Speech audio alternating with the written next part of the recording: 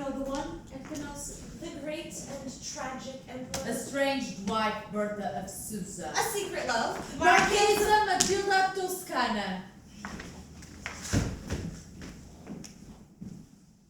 Here day after day we carry on a war. A truly terrible war between the church and the state. The empire against the papacy. Popes against anti-popes. Kings against anti-kings. And war against the Saxons. And all the rebel princes against the emperor's own sons. I get it.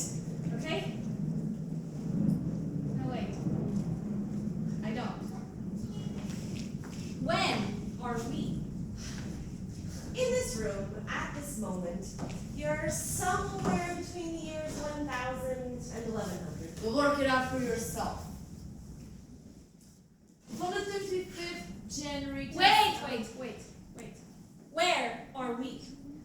At Goslar. Or if you prefer it, in a castle at home. Or at Worms. According to what bit we're playing. It jumps about with us. Now we're here, now we're there. Saxony. Lombardy. On the right. No smoking allowed. What? It burns. I hate the dark ages. Tito, Not that way. It's going to be one of those days. Why? What? Who is that? The loony bunch? Wait, but I thought there was... No, he's just insane. These people are out of control. Come on.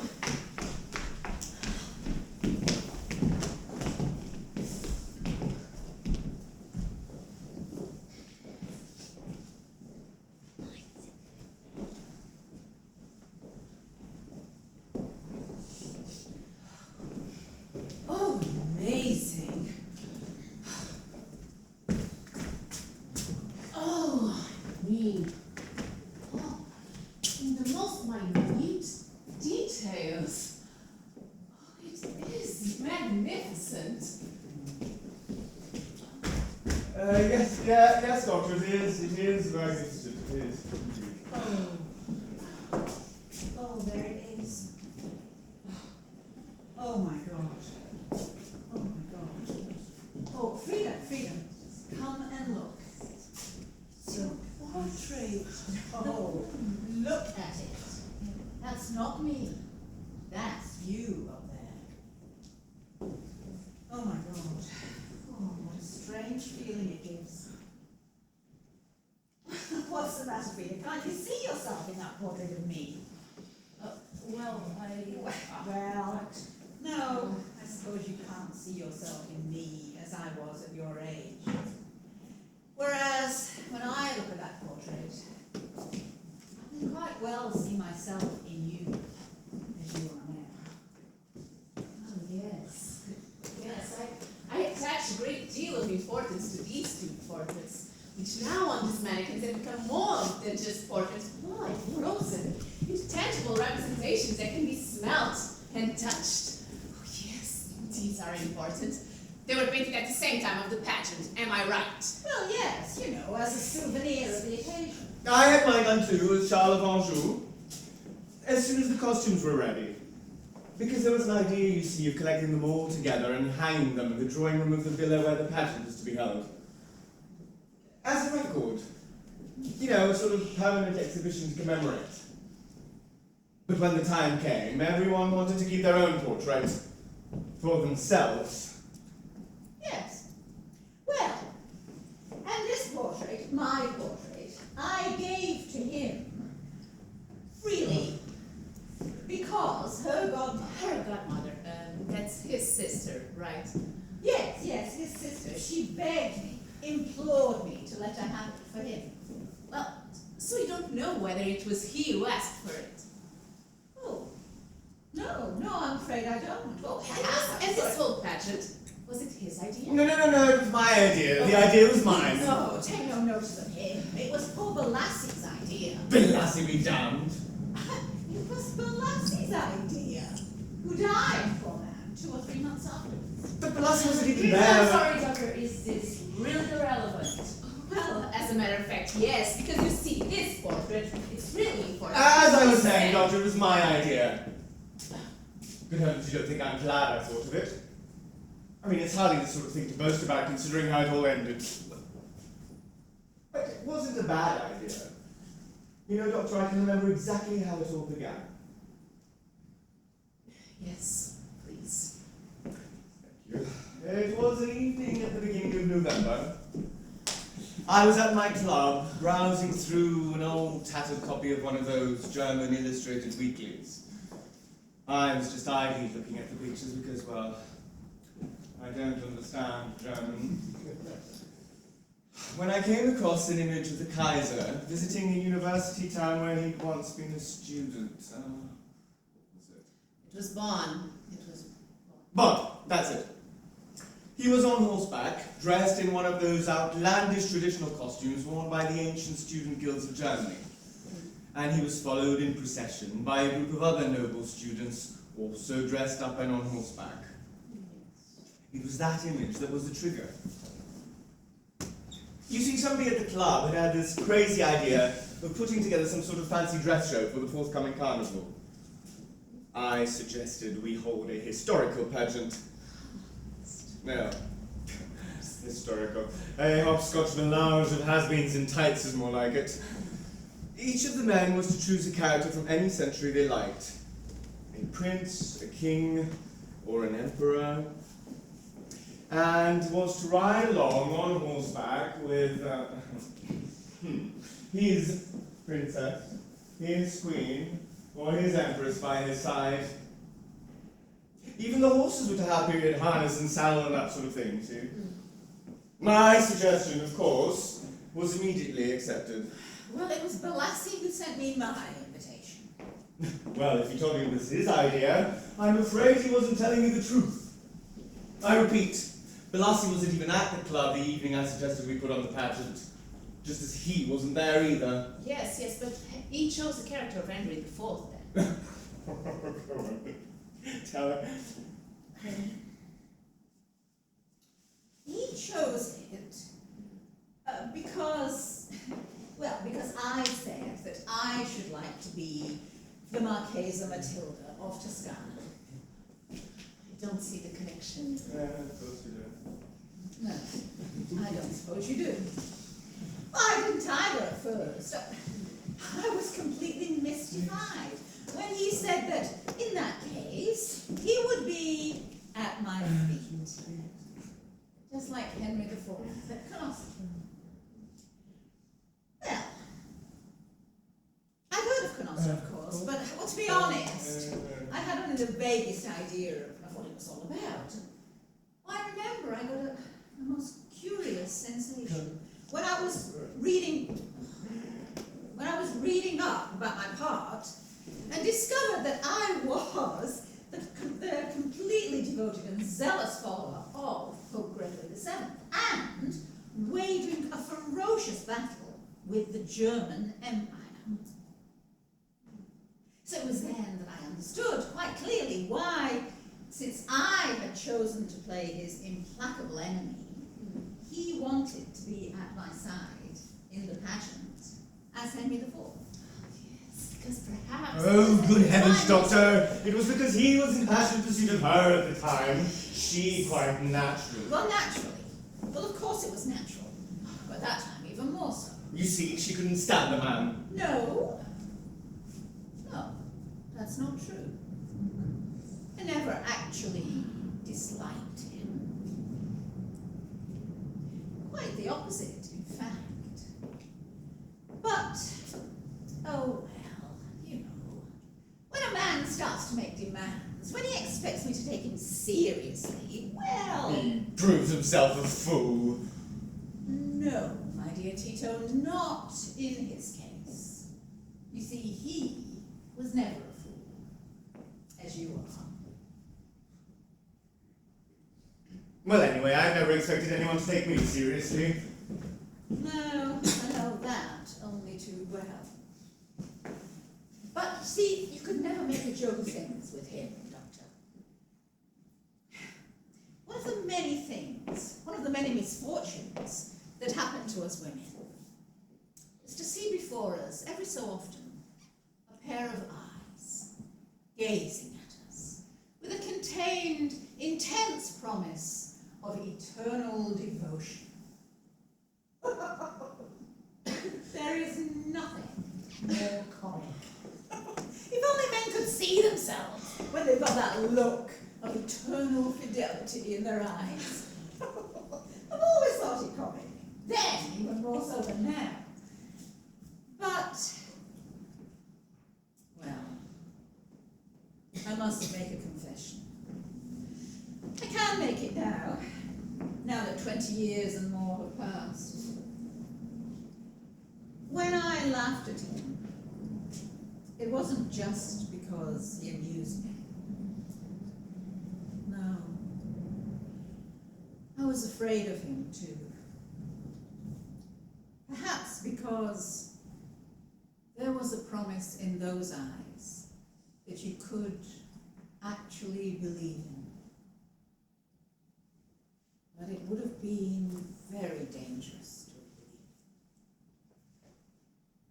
Yes, very dangerous. Go on. Yes, well, you know, he wasn't like the others. And well, how can I put it? I'm a little, well, no, more than a little intolerant. Yes, intolerant of anything too intellectual or tedious. Oh, when I was young, I was a woman. I wanted to live. I wanted to spread my wings. Well, it would have taken more courage than I felt I possessed. So I laughed at him, but rather remorsefully. And I hated myself for doing it.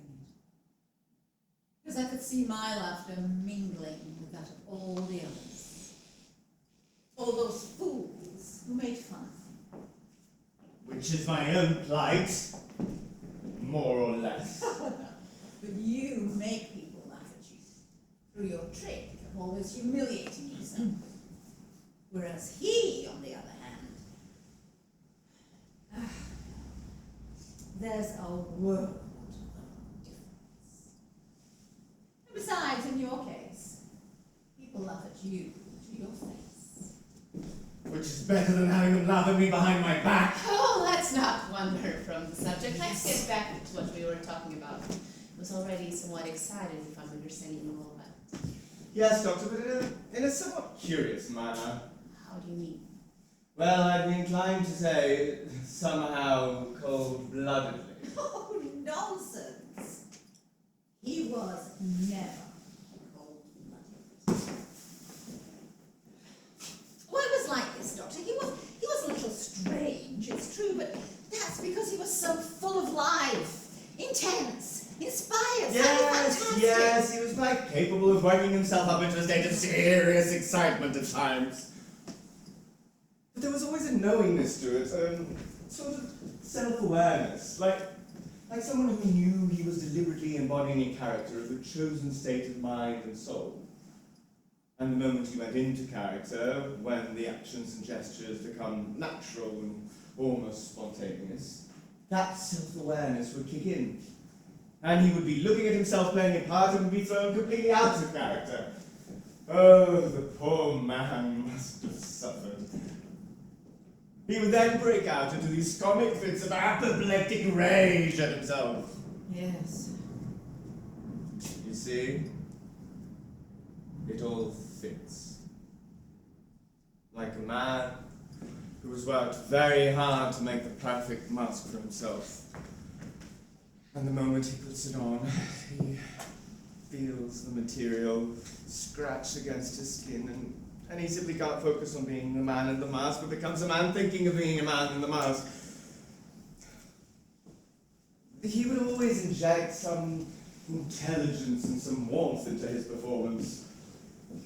And you almost felt sorry for him. He was trying to compensate for the depths of the feeling he had probably never had and was trying to project. But he would overcompensate. He would try too hard and would always end up looking fatuous, inconstant, and ridiculous. A man in search of a character that had left the stage long ago. An absent presence.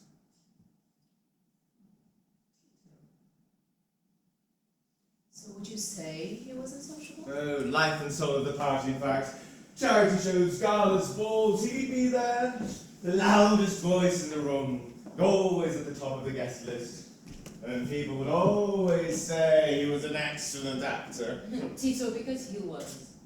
Madness made him a superb actor, a terrifying one. Terrifying he was.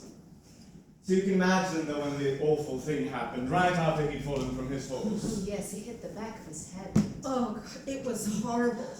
He was riding along beside me, and I could see him down there on the ground, underneath the hooves. The horse was rearing. Oh, well, first we didn't think it was at all serious.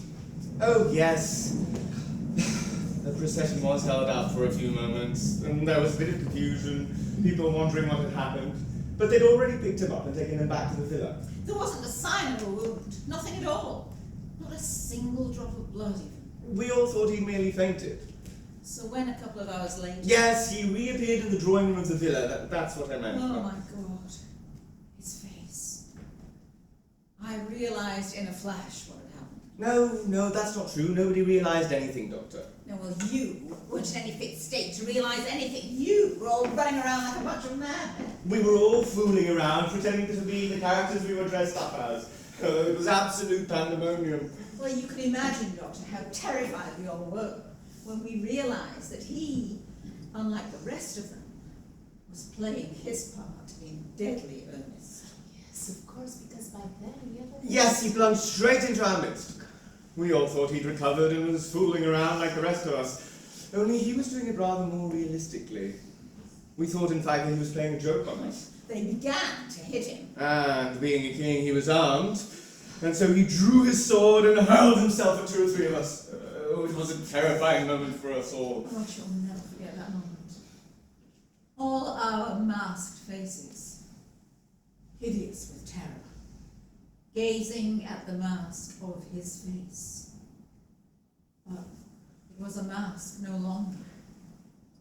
It was the face of madness itself. He had become Henry IV. He was Henry IV, in person, in a moment of fury. Well, of course, he'd become obsessed by the power. He'd been working on it for months, and, well, I should say that the work he'd done had affected his mind. But you see, that's the way he was. Whatever he did, he became completely obsessed by it. Yes. Yes. It's so simple. I mean, simple, just straightforward.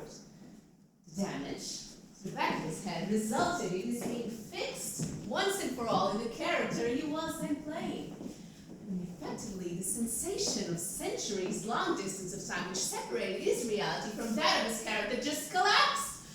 I mean, a man trapped in a frozen hourglass. Insanity.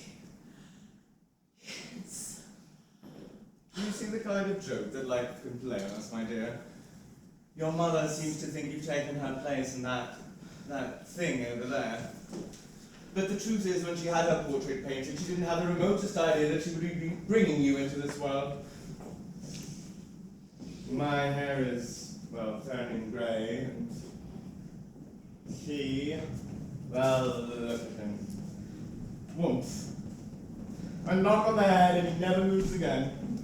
Here he is, over here, Henry IV, forever. Yes, you see, exactly, because this portrait is just... I'm so sorry. You're the beauty, aren't you? Oh, looks like we have a deserter in our midst. Is the door shut? It has to be shut, I told you. I cannot do this anymore. I'm done. Wait, but it's him, isn't it? No, it's not him, it's them. Mrs. Allen and Mrs. Costello, off their rockers. One keeps doing his maniacal laughter, and the other one is just fucking weird. I'm done. Goodbye. Ah, there you are. Apologies, he's new. Did you get lost? Good. Fine. got him so enraged, he wants an execution. Yes, your head, an arrest and a quick trial. Is the door shut? Who's holding the door? The other one is holding him in for now. But she can't hold out much longer. Unless... I have an idea. If we could only announce your delegation's visit to him immediately, you've chosen your roles, I presume. Of course. That's right, this is our cue. Doctor, are you ready to meet the great man? Yes, just a quick question. He's not armed, is he? No, of course not.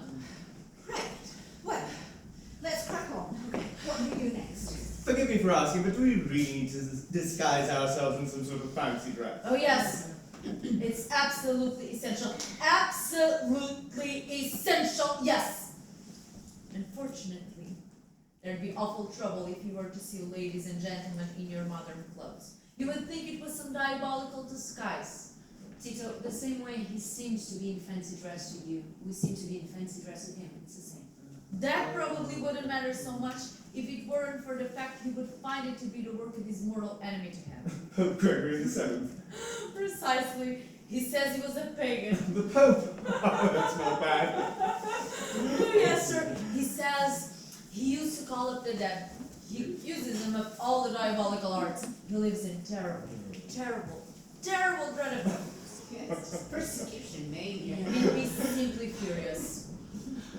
Tito, I'm thinking we don't have to stay here, we can wait outside. It'll be quite sufficient for the doctor to see him.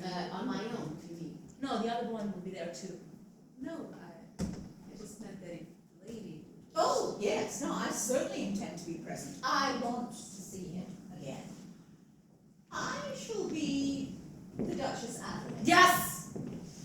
That's an excellent idea. The mother of Bertha of Susa. Excellent! Hang on a moment, what about the doctor? I thought you said Bishop Hugh of Cluny. The doctor means the abbot, doesn't she? Yes. Very good. Monsignor Hugh of Cluny. He's already been here quite a number of times. He's been here before. I mean, being an easy sort of disguise, we've made use of it on several occasions. There's nothing to be alarmed for. Pays more attention to the dress than to the person wearing it. Well, that's fortunate for me then. Okay, so everything's set. We'll go now. Let's go, Tito. No! If she's staying, I'm staying too. I have absolutely no need of your company. I didn't say you have. I too want to see him again. Perhaps it would be better if there were 3 of you? Yes, mind you dig out some sort of good disguise for me too. Yes, I've got it. You can be a Cluniac. A Cluniac? A monk from the abbot of Cluny. Get the clothes, get them in here, and tell Melvina to announce the visit of the Duchess and of Monsignor Hugh of Cluny. Got it? Okay, so I'll go now. Good luck. Yes, but shall I be Margarida in my robe as Hugh of Cluny? Because I imagine I shall. Yes, very much so. Monsignor has always been received here with the greatest of respect. And you too, he will be very glad to see. He never forgets that it was due to your intercession and that of Monsignor that after waiting 2 days out there in the snow, and when he was almost frozen to death, he was admitted to the castle at Canossa and to the presence of Gregory VII, who had been so unwilling to grant him an audience. Sorry, and what about me? You'll stand respectfully to one side. Preferably very far away. You're in a grand old mood, aren't you? I am what I am. Just leave me alone. Oh, here are the gloves. God. This is for you. Is there a mirror somewhere?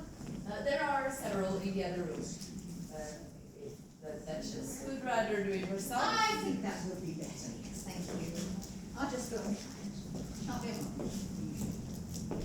Well, I must confess I never expected to end up as a monk.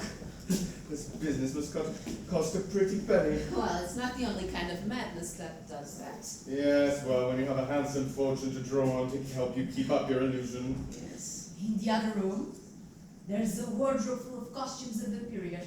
They're beautifully made in perfect copies of the genuine thing. It's my particular job to look after that side of things. I get them from the very best theatrical costumiers. It's an expensive business. Oh, my dear, you look every inch a queen. No.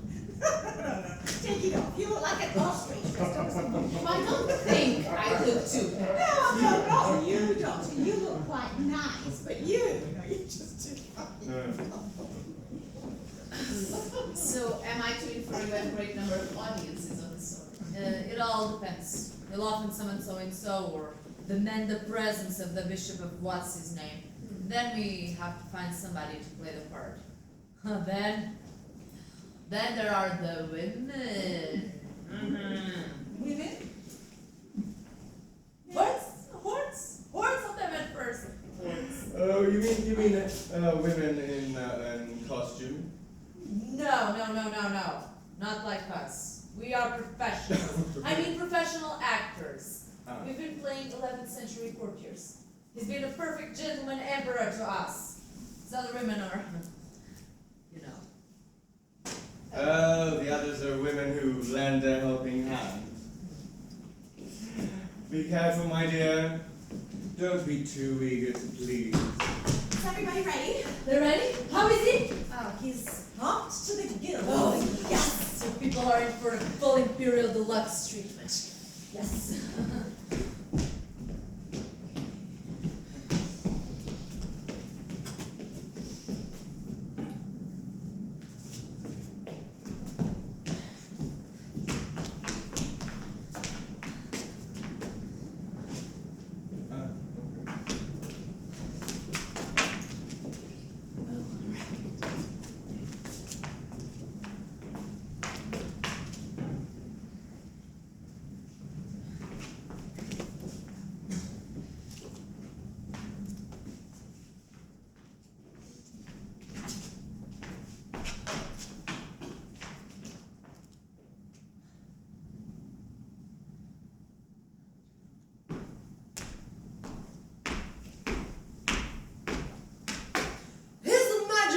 The Emperor.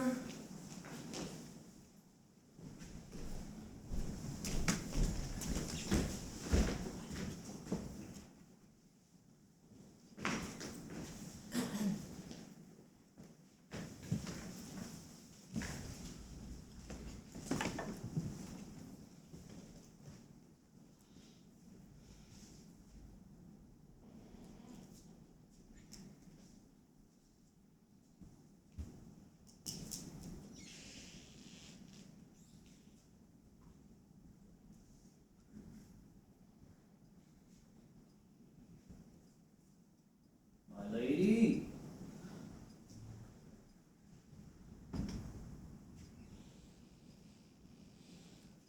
Monsignor!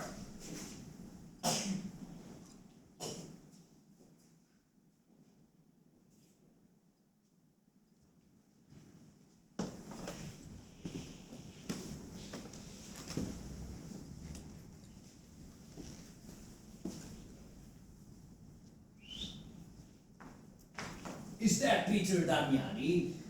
No, Your Majesty. He's a monk from Cluny. He's with the abbot.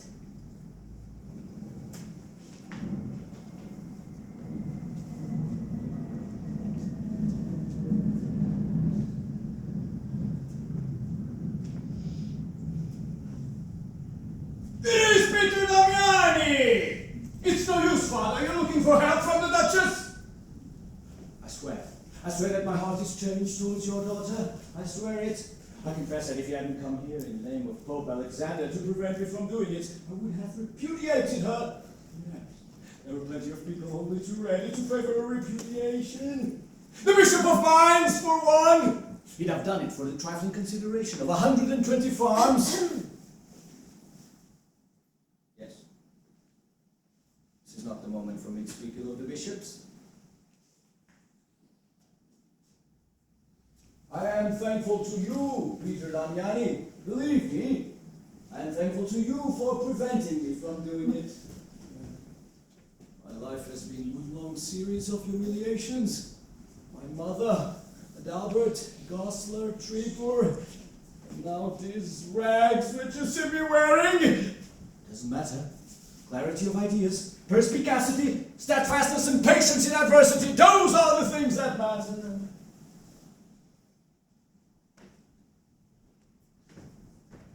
I know how to make amends for the errors that I've committed. And even before you, Peter Damiani, I can humble myself. Was it not you that started that obscene rumor that my holy mother Agnes had illicit relations with Bishop Henry of Augusta? No, it wasn't I. So it's not true. You didn't. Oh, infamy. I didn't believe you were capable of doing such a thing. It's always they that start these rumors. Always the others, Monsignor. Yes, Monsignor, the rapacious bishops. Yes, the others. They were utterly insatiable. I was a little boy, Monsignor. An unhappy little boy. But you passed the time playing, even when without knowing it, you're a king. I was 6 years old, and they tore me away from my mother, and they made use of me against her without my knowing anything about it.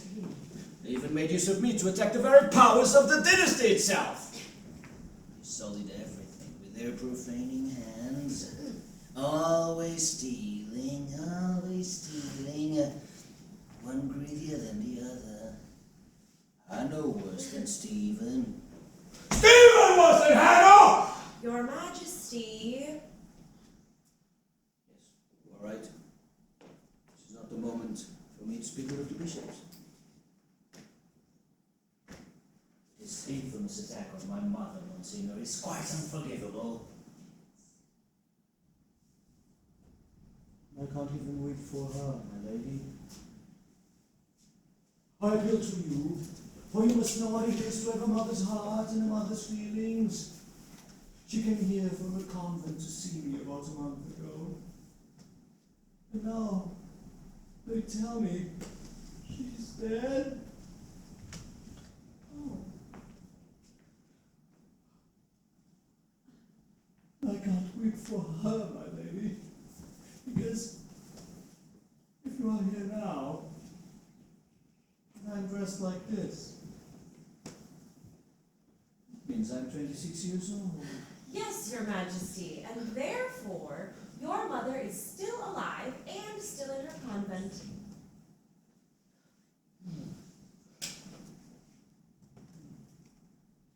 Yes, of course she is! So I can postpone my grief until another time.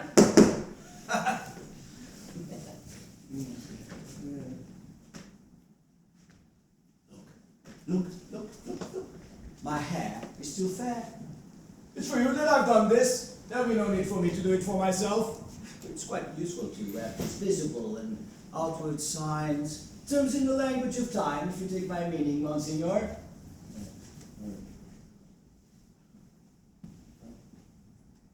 I see that. You too, Duchess. God forbid that I should show disgust or surprise. All the fantastic notions we get into our heads. No one cares to recognize that obscure and fateful power that sets limits to our will. But I tell you, man is born, and man does die.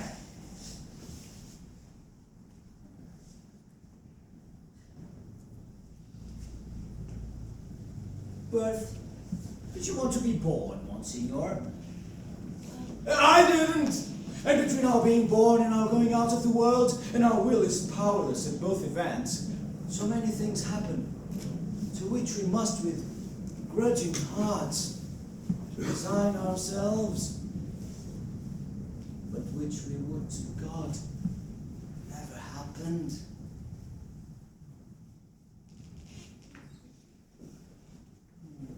Well, yes. Unfortunately, you see, this... Yes, it's like this. When we are not resigned, out come all our fantastic desires. A woman wants to be a man, and an old man wants to be young again. And we're all in deadly earnest. Not one of us is lying or pretending to himself. There's nothing much we can say, for we're each one of us fixed in all good faith in the wonderful conception of ourselves.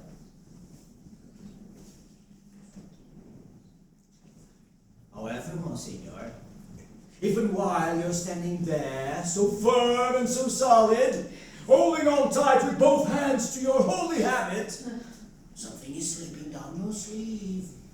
There! Slipping away! Slithering away like a serpent! Something you don't even notice! Life, Monsignor.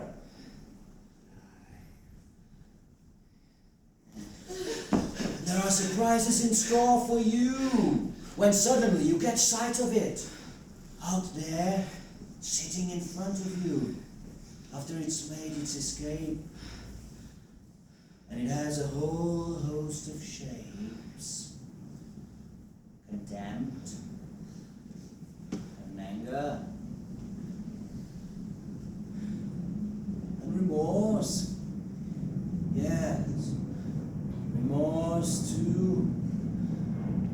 How often that haunted face of remorse has flashed before my eyes. It was my own face, but so twisted and horrible that I could hardly recognize it.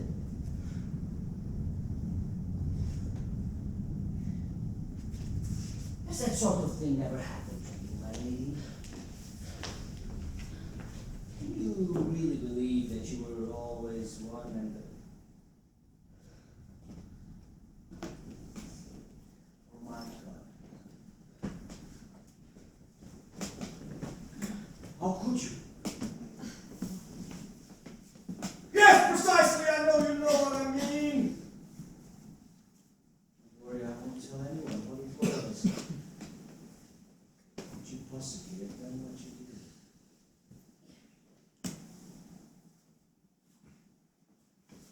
And you, Peter Damiani!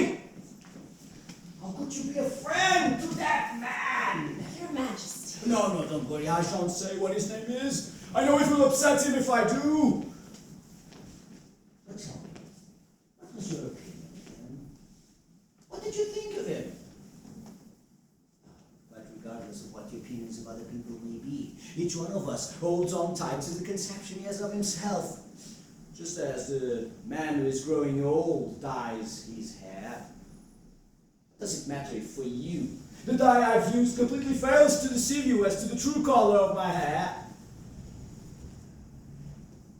You, my lady, certainly don't dye your hair to deceive other people, or even yourself, just to cheat your reflection in the mirror a little. Oh, very little. I do it as a joke. You do it in all seriousness. But I assure you, my lady, that for all your seriousness, you too are wearing a mask. I'm not talking about your ducal robes, for which I bow. I'm speaking only of the memory that you wish artificially to fix in yourself. Memory of your fair complexion, as you saw it one day and you found so very pleasing. Of your dark complexion, your dark fading image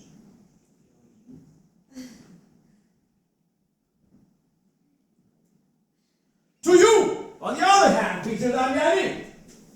The memory of what you have been and what you have done appears now as the recognition of past realities that remain within you like a dream. That is so, isn't it? And that's how things are with me too. It's all a dream. All a dream. So many realities when one comes to think back. So many and so inexplicable. Well, it's not so surprising, is it? Damiani? No, these rags. Ah! Tomorrow at Bresson, 27 German and Roman bishops will sign with me the act of deposition of Pope Gregory VII. He's no true pontiff, is merely a false mind.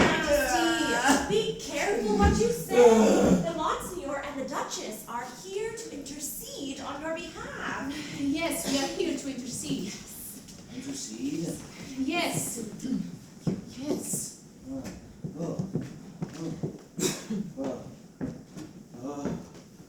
I beseech your pardon.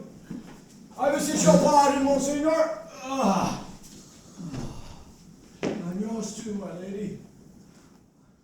I swear, I feel the full weight of the anathema. I don't know why, but today I find it quite impossible to be humble before that man. That is because you insist on believing he is Peter Damiani when he is not. He's not Peter Damiani. No, Your Majesty, he's just a monk.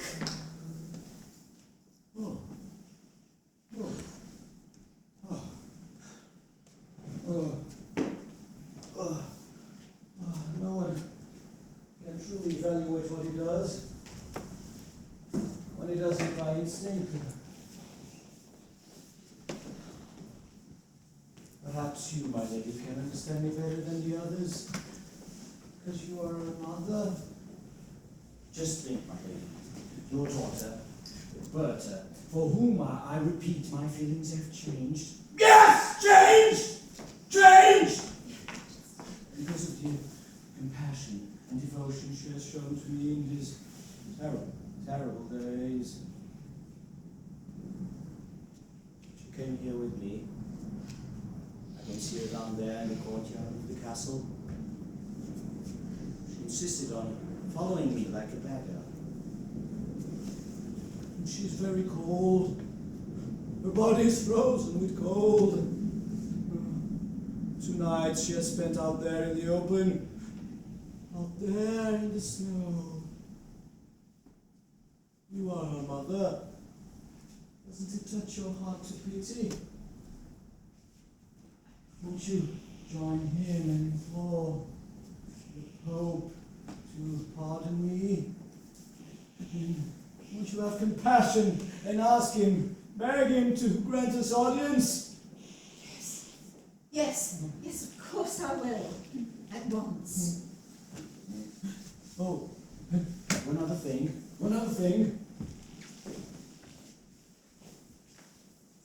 It's not sufficient that he should grant me an audience. You know, you can do anything I tell you. You can call up the dead. Here I am. Look at me, you'll see a man who is no better off than one who is dead. There's no magic art that is unknown to him. My lady, Monsignor, this is my punishment. Brother,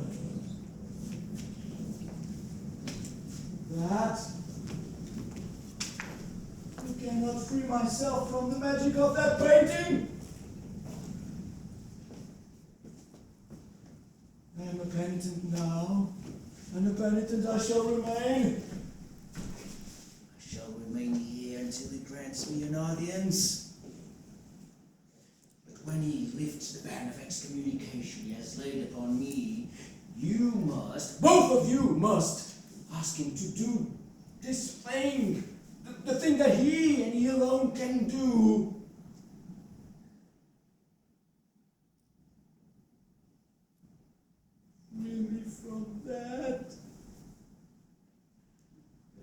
me to live my life fully. The life at which at present I'm shut out. You can't always be 26, my lady. And I ask you to do it for your daughter's sake too, so that I may love her as she deserves to be loved. Because now I'm well disposed towards her. I feel a great tenderness for her because of the compassion she has shown to me. My lady. Monsignor, this is what I ask of you. I am in your hands.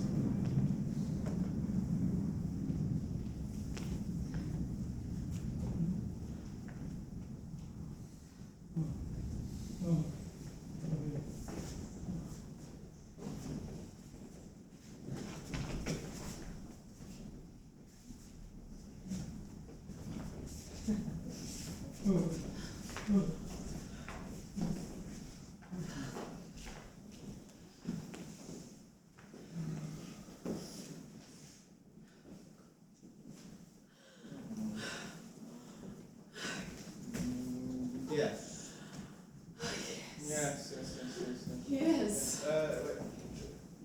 Do you think so? Well, of course, yes. Yes. Yes. Oh, yes. Yes. Yes. Yes. Yes. Yes. Yes. Yes. Yes. Yes. Yes. No. These yeses are getting monotonous. Oh, my dear lady. I mean, there's something very childlike about it all. Childish. Yes. I mean, from one point of view it is, but it's much more complicated. I mean, you have to understand the special psychology of the madman. It gives him, oh, and I particularly emphasize this point, it gives him this peculiar keenness of observation. He can, for instance, quite easily detect the true identity of anyone who appears before him in disguise. You can be absolutely sure of that. Well, he can, in fact, see it as a disguise and at the same time believe in it, just as children do. You know, because for them, dressing up is not only play, it's reality too. And that is why I said it was childish, childlike. It's much more complicated. I mean, it's complicated in the sense of he must be perfectly aware of being for himself. I mean, in his own eyes, he must inevitably be an image, a picture in his own imagination. That picture in there. That's exactly what he said. Yeah, very well done. Now he in his perfectly lucid state of delirium was able to distinguish himself immediately between his image and ours. That is, we were not what we pretended to be, we were fictitious. So he mistrusted us. You know, because all madmen are armed with this special kind of mistrust which remains constantly on the alert. It's so simple. Just naturally. We just could not see the compassion implicit in our acting as we played out our little game around this world of make-believe. And this world of his revealed itself to us as more and more tragic, the more he almost seemed to be challenging us. Yes, that was because he mistrusted us. Yes. No. You're wrong. You're quite wrong. I am absolutely certain that he recognized me. How on earth could he have done? I'm telling you, he recognized me. He recognized me. But he was talking about your daughter. No, that's not true. He was talking about me. He was talking about my hair. He remembered perfectly well that when I was young, I had dark hair. Damn it, woman! He's never set eyes on Frida. My hair was dark when I was young. And so, obviously for him, my daughter is my younger self. So, since I presented myself as my daughter's mother, in his mind, I am my own daughter and my own mother. And so, when he referred to my daughter, he obviously meant me. Elementary. Splendid! You're a natural there. God, this lunacy is catching. Be sensible. You were never his wife. In his mad, mad world, it's your daughter who's his wife. Precisely. You do agree? Yes! No. Oh, look. He knows nothing about Frida, so his statements of dark and fair must have been about me. Actually, it doesn't really matter whether he meant you or Frida when he referred to Bertha, because you see, his own true secret love was someone else. The Marquesa Matilda, a completely different person. And my namesake, thank you. But I thought we had already hit rock bottom. What I think you're saying is that he referred to you as your namesake because at the time of the pageant. Yes. But because he had to respect the history books, in his conversation with me, he had to refer to Bertha because of history. Because he had to. Your devotion to history is most touching. We shouldn't have come here and dressed in these silly clothes. Beat a dummy on it, indeed. Yes, well, he didn't like you very much, did he? Oh no. Can't think why.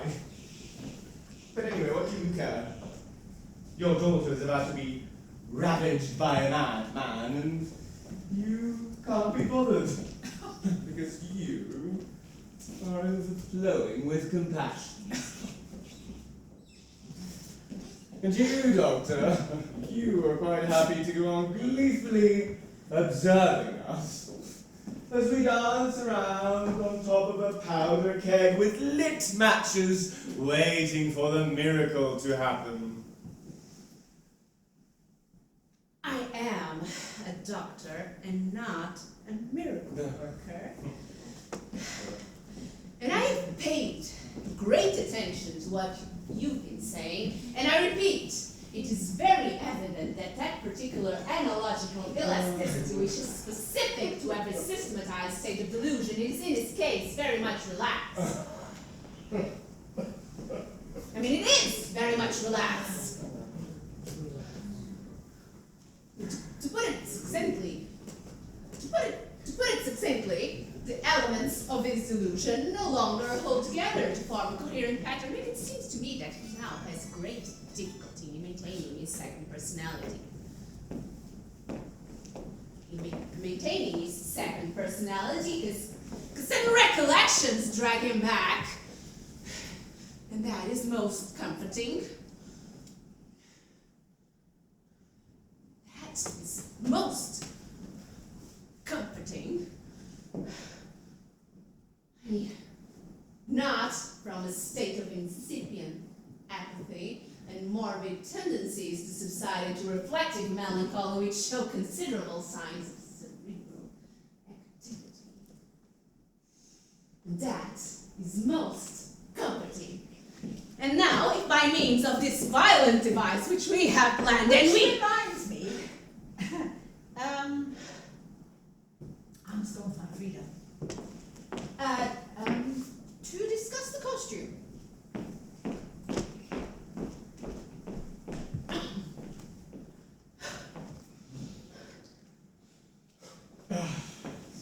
Say, Doctor.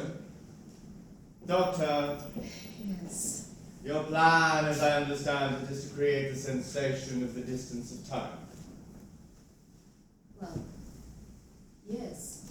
Yes. More accurately, a leap in time. But it's a leap of 800 years. And that's it. Yes. Do you really want him to jump that far? Oh, yes. From there to here? Well, you'll probably need a rubbish bin to pick up the pieces afterwards. No, Doctor. This is serious. Yes. This is serious. I know. Do think what you're doing. For us, it's merely a matter of 20 years, a couple of dresses and a masquerade. But if, as you say, time has stopped for him, and he lives there, with her, 800 years ago, then the leap you will have in May will leave him so giddy that finding himself suddenly in a... You don't think so?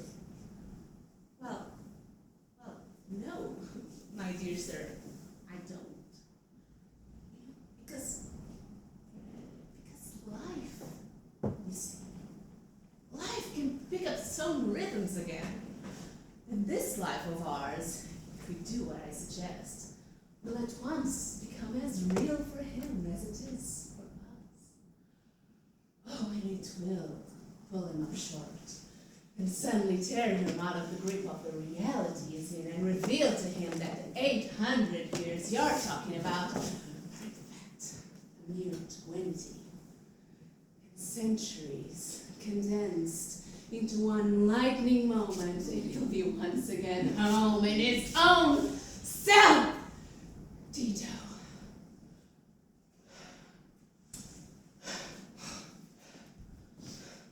Bravo,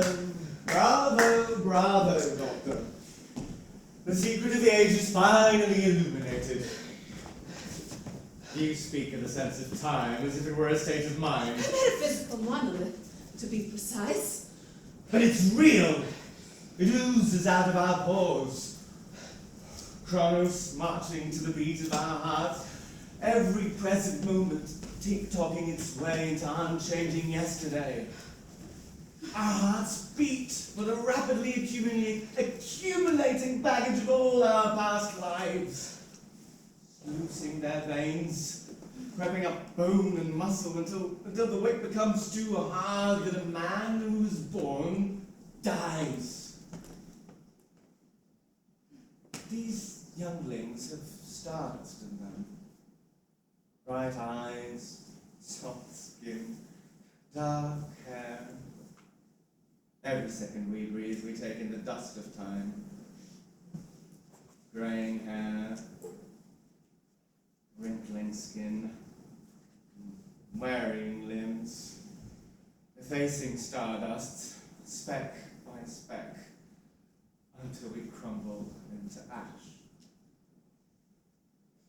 People say the young ones have time, Doctor, but that's not true. It is us, the ancients, who have more time. Like little clocks, the one that starts first is the most advanced. Old Father Adam is the youngest of all of us. And Henry, 800 years old and still 20 years behind us. Oh, Nils. Just leave me to arrange things in my own.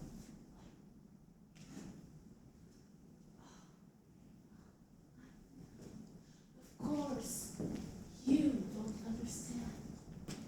You see, at the moment, the lady is still in her modern clothes. So you mean that she is... So instead of one marking... You see too! God, this is getting completely out of hand! What is? This plan. Do you really want to go through with it? Oh, just...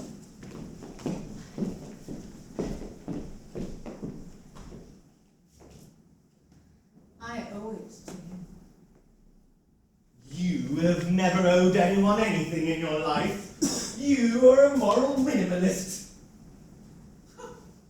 Tito Belgrady, the man who can see into souls. You can bristle all you want, my dear. But the truth is you are doing this so that you can have another paramour drooling at your feet. Turning less heads as time passes. You are so desperate that you will settle for a reformed lunatic. Oh, yes, and if you can gratuitously make fun of me in the process, what more can one want from life? Hugh, do you seriously think that you figure anywhere in this? You are irrelevant.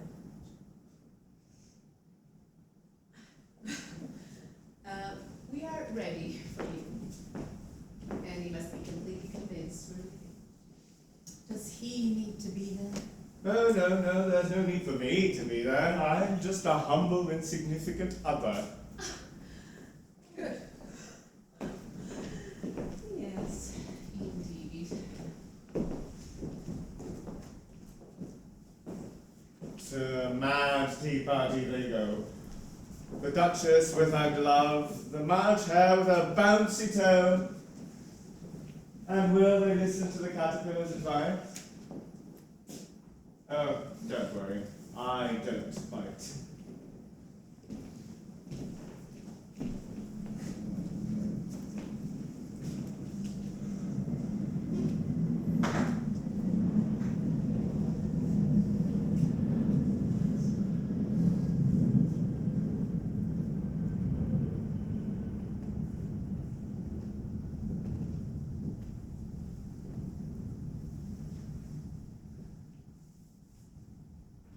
Are you beginning to feel terrified?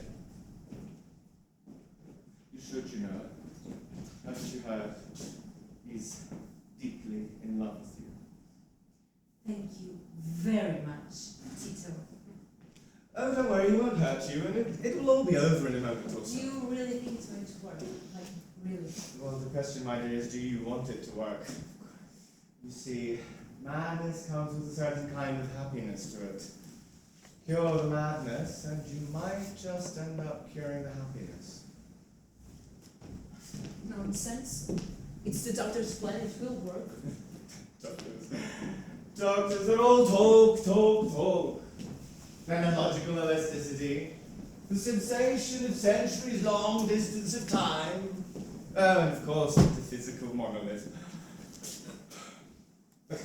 And the first thing they tell you is that they don't work miracles. Because they don't. Well, they don't work miracles, but somehow they always manage to land on their feet. Like cats. Like cats.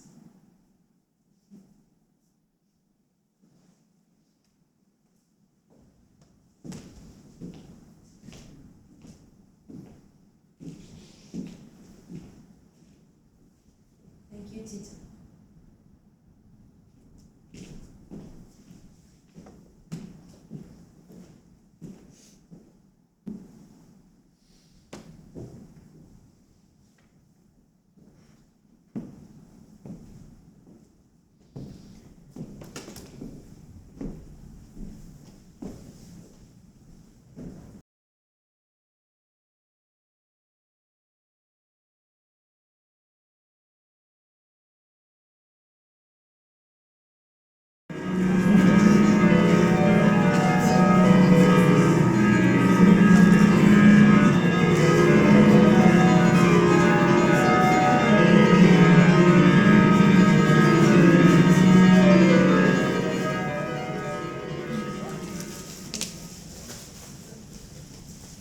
No. You mustn't be friends with the Marquess of Toscana, my lady. You must never be that woman's friend. But she has been no less persistent than we have in begging the folk to grant you a pardon. You mustn't tell me that, my lady. You mustn't tell me that. Can't you see the effect it has on me? Do you still love her? Still? What do you mean? Still love her? You know then. Nobody knows. Nobody must know. But she knows, perhaps. And perhaps that is why she has pleaded so hard on your behalf. And you love your daughter. Monsignor, how true it is that I only realized that I had a wife after I'd... Too late. And even now, yes, she must be my wife. There's no doubt, of course, that she is my wife. I swear to you, I hardly ever think of her. It's probably a sin. In my heart, I have no feeling for her at all. But stranger still, is that her mother's heart is just as barren of feeling for her. Confess, my lady, she means very little to you. She keeps talking to me about that woman, and so persistently too. She keeps She's talking to me about her, and I can't understand at all why she should want to. Perhaps you two would maintain that she has been my friend. Why shouldn't she?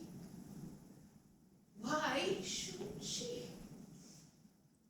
Oh, I understand. Which means then that you don't believe that I love her. I understand. So much the better. It fits in well enough with my desires.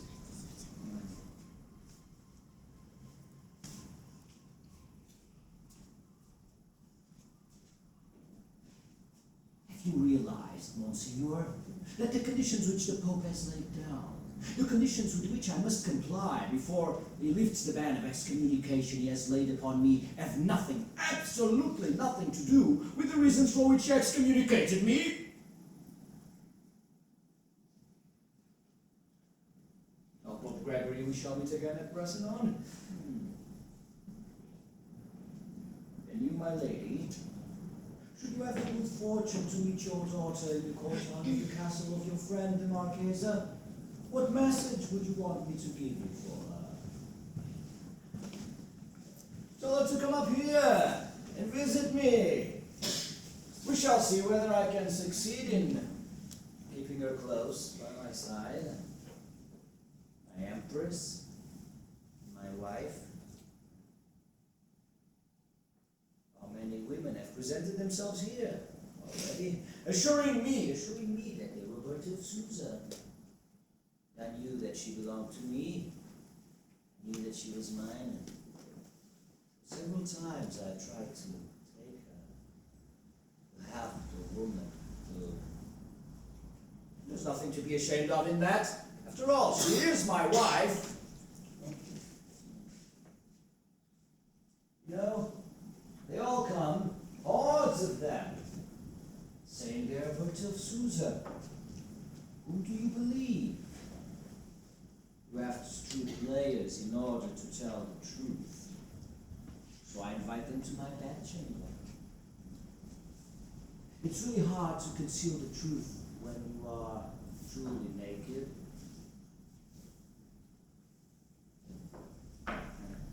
And then I asked them to tell me their names, and they laughed.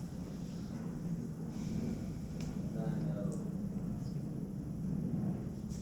And then one has to do one's duty out of compassion, you see.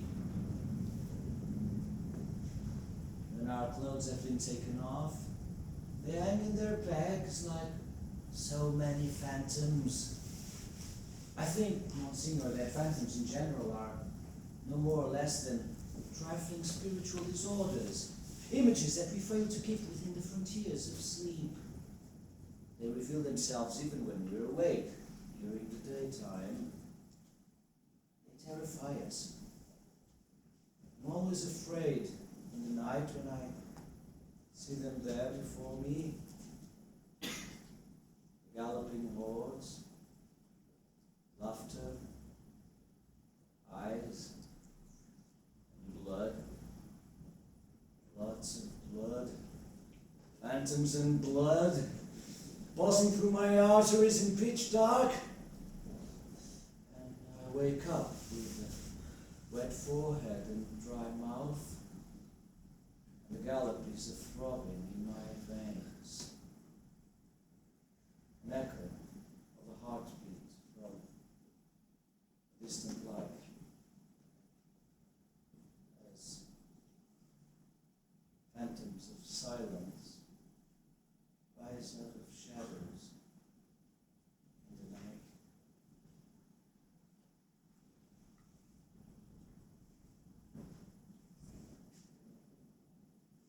Forgive me, my lady, I've kept you standing here far too long. My lady, Monsignor,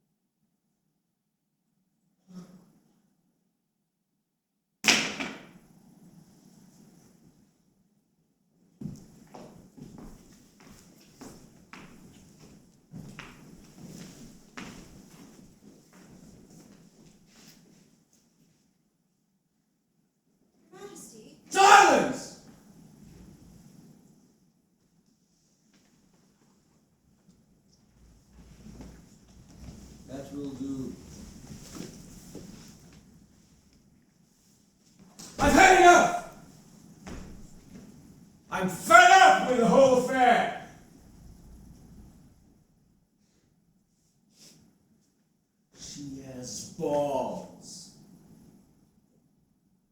Coming here like that to see me now, with her lover by her side, pretending to dress themselves up out of compassion for me, so as not to vex the mind of the poor devil who is already out of this world, out of time, out of life itself.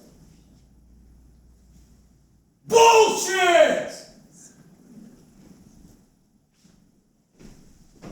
You think that man would have put up with being pushed around like that if he hadn't promised him so much amusement? These nutters always demand that the rest of us should behave exactly the way they wish. That every moment of every day should be lived out as they dictate. But of course, there's nothing arrogant about that. Oh no, of course not. It's merely their way of thinking, their way of seeing, their way of feeling. Everybody's got their own way of, you've got yours too, haven't you? Hmm? And what is your way? What is your way? Your way is that of the common herd. You're a flock of sheep! Wretched, uncertain, feeble. And they take advantage of it. They make you submit to their will. They make you accept their way of life, so that they see as they do. At least that's the illusion to which they so blissfully cling. For after all, what is it that they've succeeded in imposing upon you? Hmm? What is it?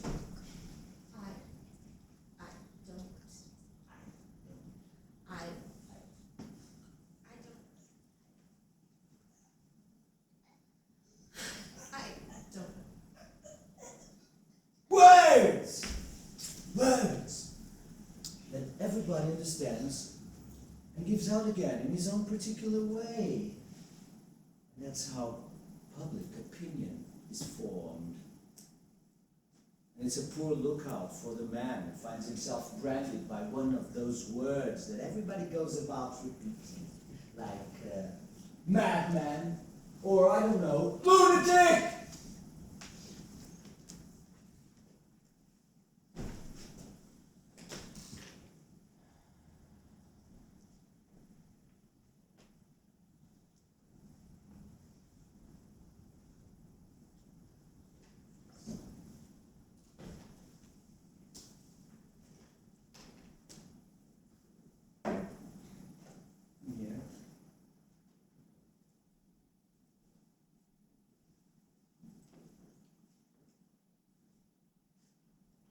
It's a bit much, expecting a man to keep quiet, when he knows that there's this nutter going about, doing his damnedest to persuade other people that you are what he sees you as.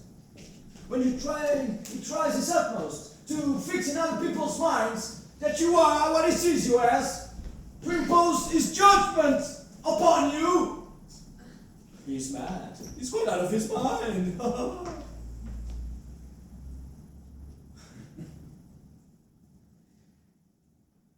Now I'm being serious.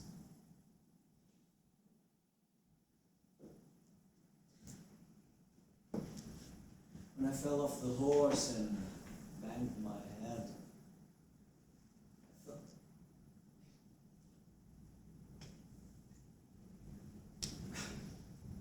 why are you looking at me like that? What's the matter? Is this all a revelation to you? Am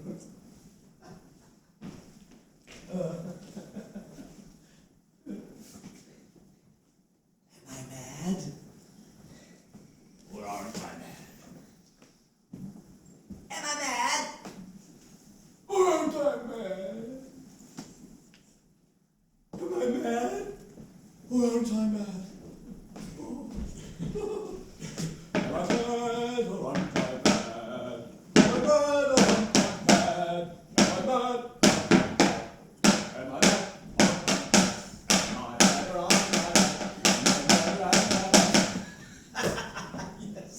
I'm mad, all right? Well then, down on your knees. Go on, down on your knees.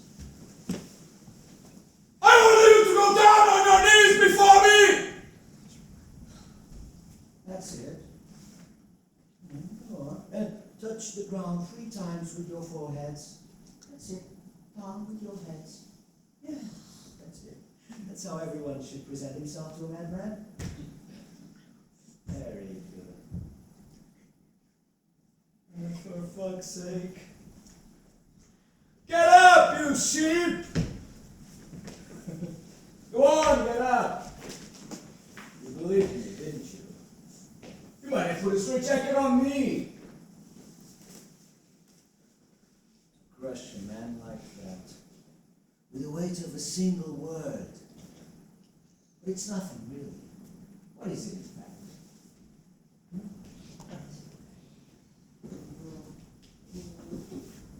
Fly. Fly. And yet it pushes out the whole of life from you. Like that. And the weight of words. The weight of the dead.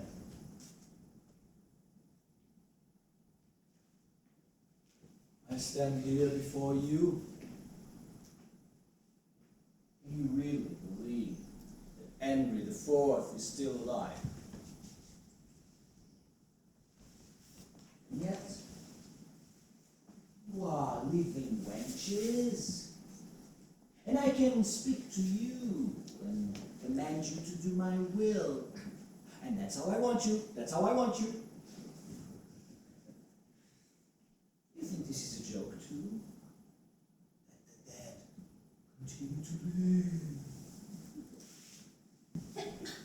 Ooh.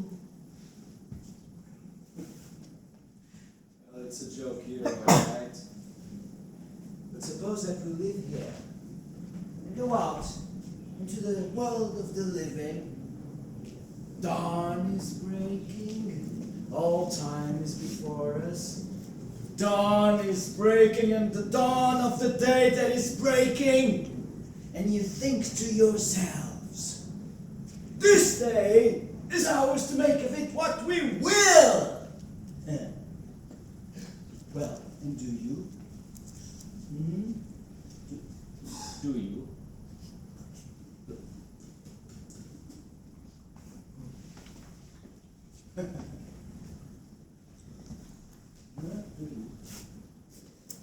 You'll do nothing but repeat the same old words over and over again, like countless of generations before you.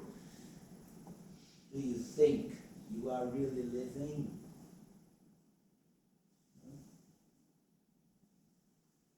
All that you're doing is chewing the cud of the life of the dead.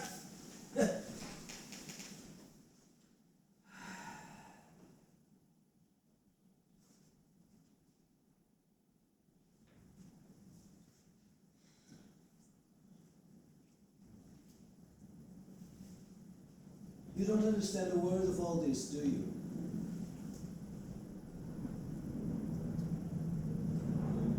What is your name? Me? Yes, you. I'm Berthold. I'm Berthold. I'm Berthold. What's your real name?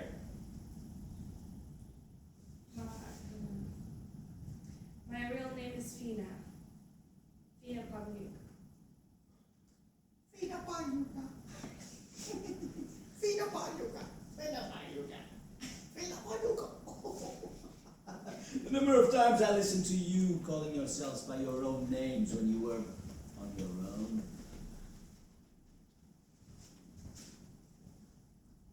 You are Melvina, isn't it?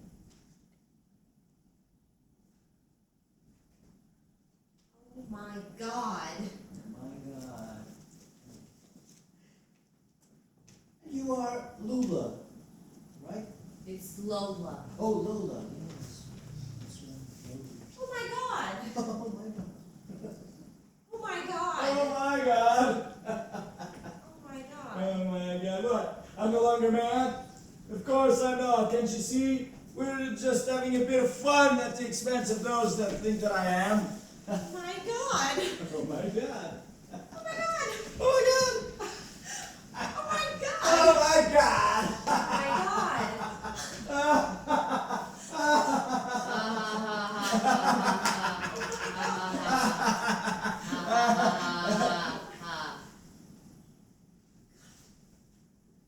You're not laughing. Why not? Are you still offended? You mustn't be, you know. Everybody, absolutely everybody, has to believe that certain people are mad, so that they have an excuse to keep them locked up forever. You know why? Because otherwise you couldn't resist the temptation to listen to what they're saying. Shall I tell you about those people who just left? Shall I tell you that one's a whore, the other one's a filthy libertine, the third is a charlatan? But it's not true. You could never believe it.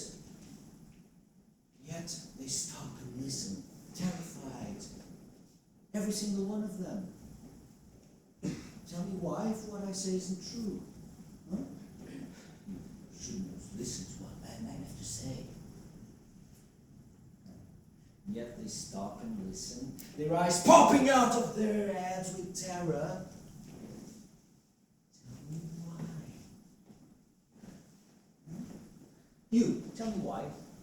You see, I'm quite calm now. Well, perhaps it's because No, they think my you're... dear girl. Look into my eyes. Deep down into them. Don't be alarmed, I don't say it's true. Nothing is true. But look into my eyes. Yes, and what am I supposed to... You see, you too have terror in your eyes. You are afraid too, because now I seem to you to be mad again. There's the proof of what I was saying. What proof? What proof? Why? You're being so dismayed because now I seem to you to be mad again. You see, you feel as if this dismay of yours could so easily become terror.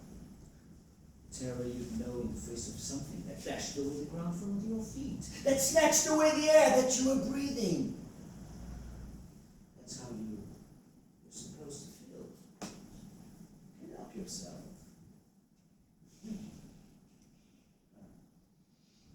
You know what it's like to find yourself face to face with a madman. Find yourself face to face with someone that shakes the very foundations of everything that you've built up around you. Challenges the logic of all that you've constructed. Well, what can one do about it? It's just the way things are.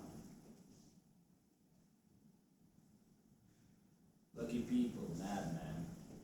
They construct without logic. Or rather with a logic all their own. That flies hither, here and there. In one moment, gone the next. Today things are like this, and tomorrow, who the hell knows? Light as a feather, they float from idea to idea. Float, light as a feather, yeah. You say that's impossible, but for them, everything's possible. You say, it's not true. Why isn't it true? Because it doesn't seem true to you, or you, and to 100,000 other people! And just look at what seems real to your 100,000 other people. The ones that are not supposed to be mad. A wonderful sights they afford as they reach their solemn agreements on this or that. Flowers of logic they produce.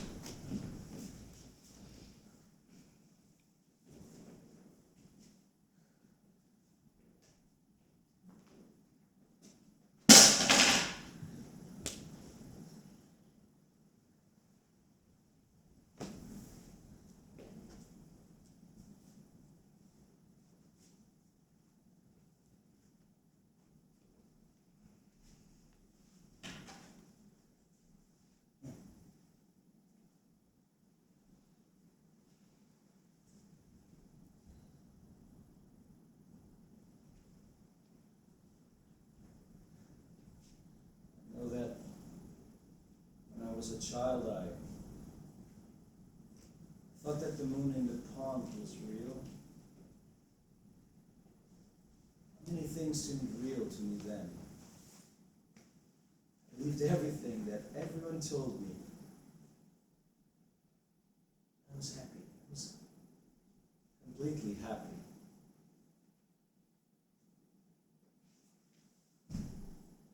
Because it's a terrible thing, you know, if you don't hold on tight to what seems true to you today. What will seem true to you tomorrow, even if it is the complete opposite of what seemed true to you yesterday.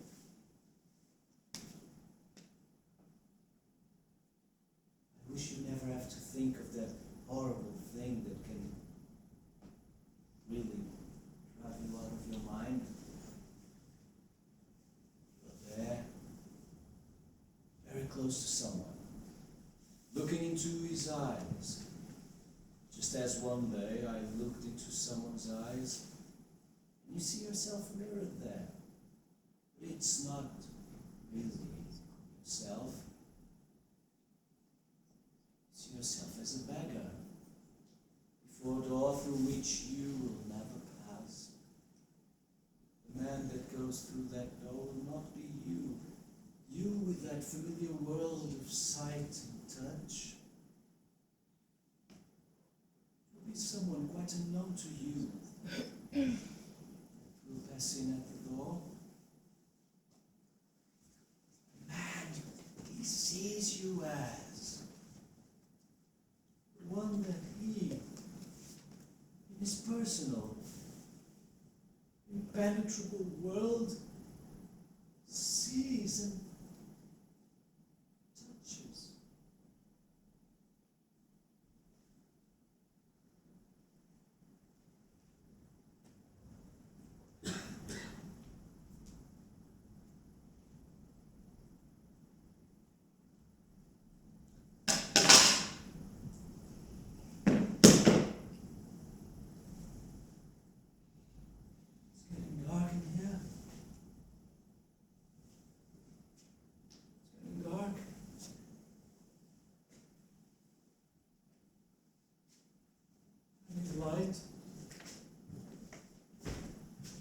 Light. I need light! I need light! I need...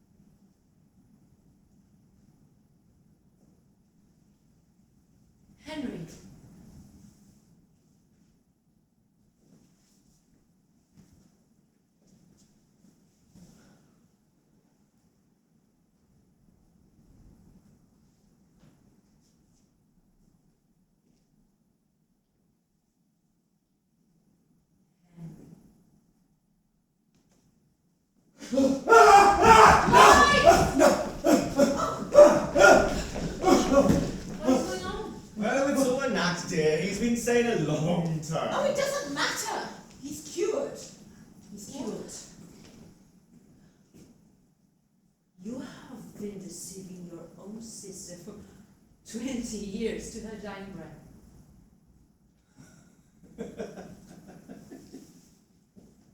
My sister? My mother! Brilliant! Oh, if I didn't know you better, I would say you were mad. Mad? Mad?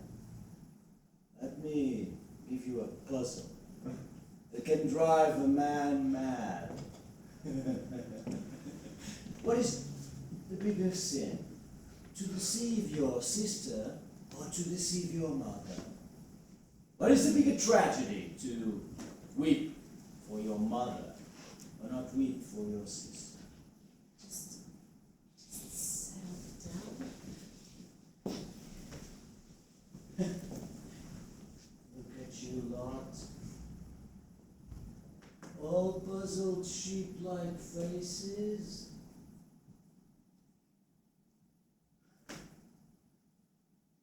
My sister was my mother too, wasn't she?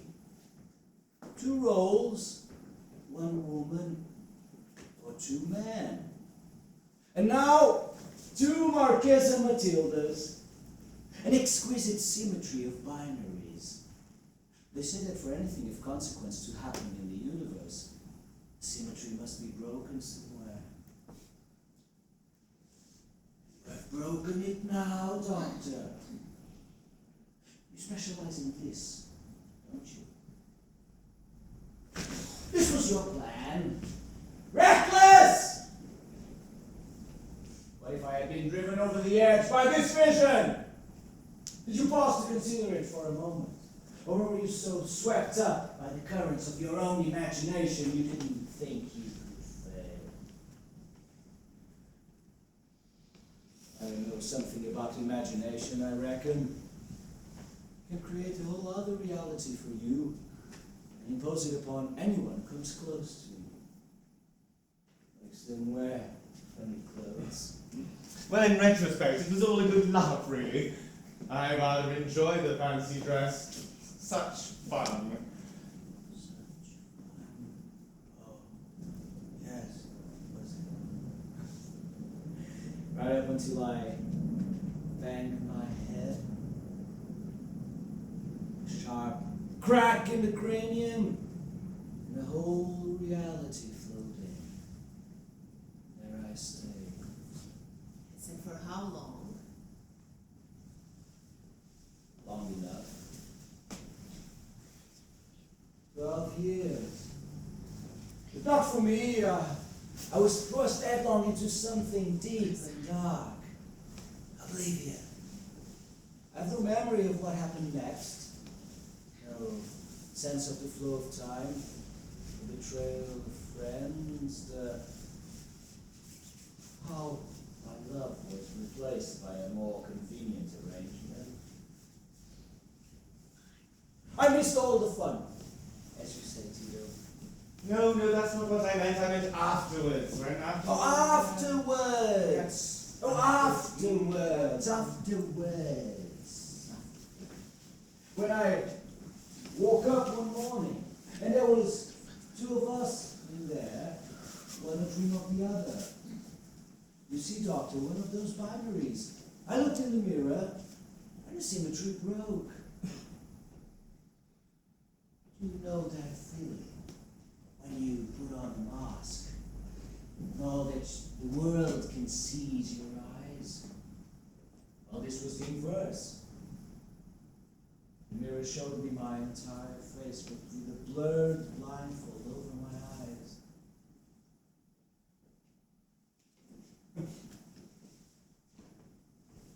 Then I realized the comedy of it all. You would see my face, but not my eyes. When I walked into the real world, we would poke each other and whisper, "There he goes. He used to be Henry IV, you know." With knowing smiles and No, no.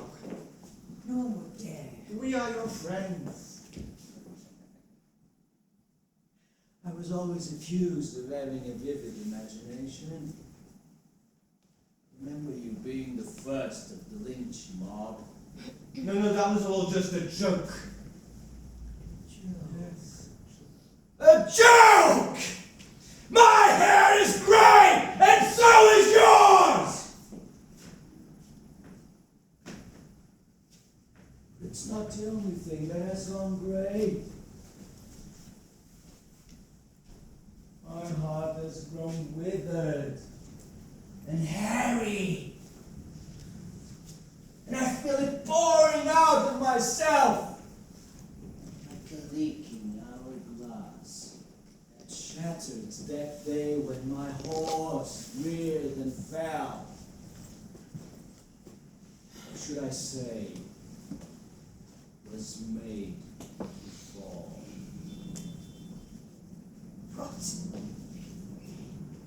What did you say?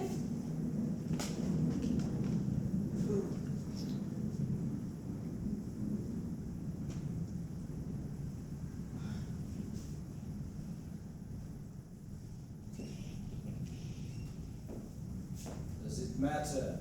After all this time, all I know is that I stumbled on my way to life's masked ball. And by the time I picked myself up and entered the ballroom, everyone had a partner. And the dance was ending. Remorse was playing in ragtime. I was left, wearing a mask I didn't choose. What is a man to do? I dance to the music.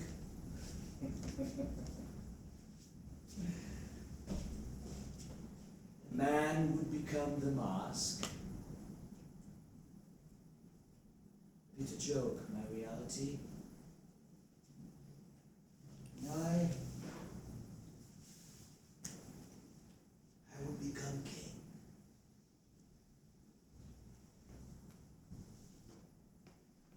I revenge upon time.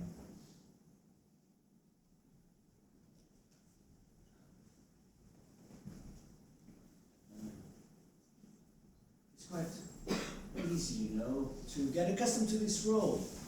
Listen to this, Doctor. The caricature grows in the playing. Until one day, every time you get up, you get to choose between two full lives. And sometimes I would just fancy that I was an object in a dreamer's dream. And someone would walk past and tickle the dreamer, and his eyes would snap open, and I would vanish, living two open eyes in their own different reality. I think that madness is a state of not knowing you are the dream. I'm always aware. Not like the rest of you lot, going about your little existences, pleading the case for what seems So we are the man. Well, it takes a certain kind of madness to come up here with her. I am here because you, your mask, and your meaningless act have enchanted her. And left her drooling in a daze of compassion. Or should I say, passion? Not one word more. Oh, don't mind him. It doesn't matter. Nothing matters anymore. I live my own mask. I've been Henry for 20 years. You live a different one. You have become it. You have become unrecognizable. You could have let it go at that, but no. You just come in swinging, breaking the delicate balance I live by every moment. And you know what you did? You snipped the tight rope I walk on. Now I'm doing what I should have done long ago.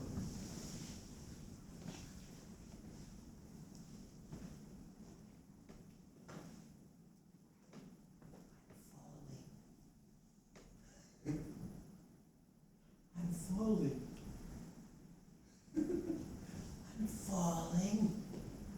I'm falling on high! Falling on high! And I feel alive! I feel alive! They gave you to me as the living image of the flame that haunts my dreams. Very well! I accept. You are mine. Mine! Mine! Mine! You're not mad! You're not mad!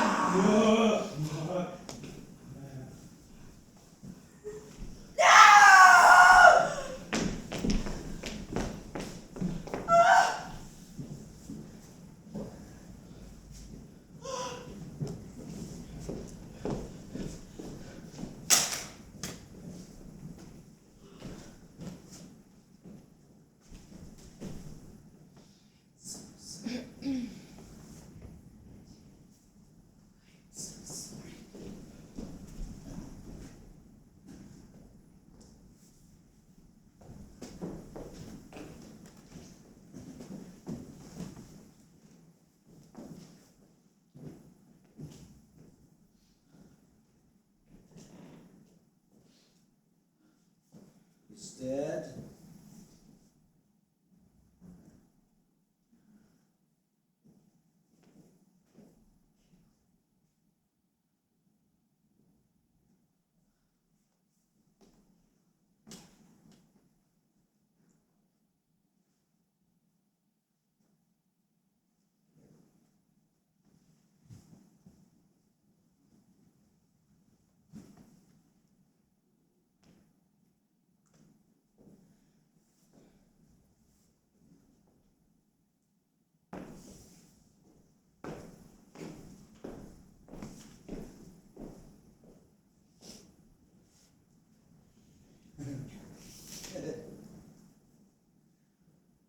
They all go.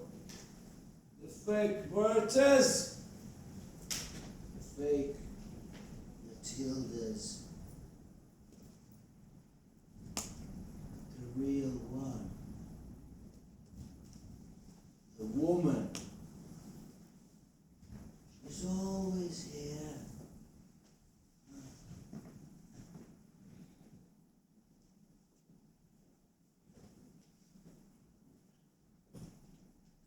The mask maketh a man. Insanity, his empire, delirium, his dominions, watching eye, his performance. Watchers.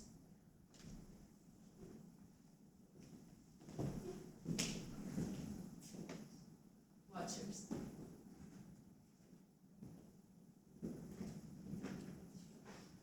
Watchers, each and every single one of you have come here to feast on us, to get a grip of what we are, but we are pure women facts. We are light as pollen and heavy as a rain cloud. We are a substance of light and words and moments. We are slippery like the best of deals. Come on in. Visit us. Our court is always open, and your eyes complete our masks, and together we make one perfect face, a harmony of dissonance. And we'll find a nook, a cranny in your memories, and the lie nestled there, wounded to your thoughts long after you have left. You, I, us,